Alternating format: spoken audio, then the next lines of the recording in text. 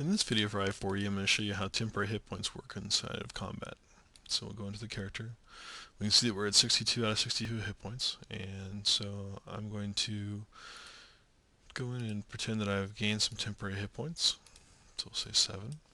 And you can see that it automatically turns Healing Surge off at this point, because typically when you're getting temporary hit points, you're not using Healing Surge.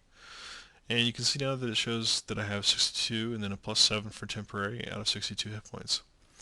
So now if I take damage, and I take, well, let's just say I take 5, you can see that it takes off the temporary hit points first, so I still have 62 out of 62, but I have this plus 2 as well. If I take some more damage, like say another 7, let's do 9.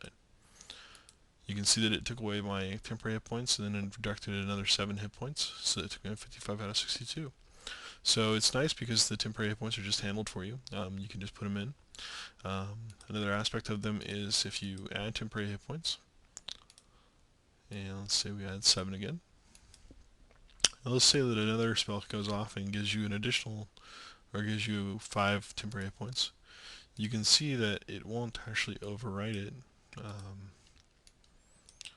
When you do this, it'll still keep it at the 7.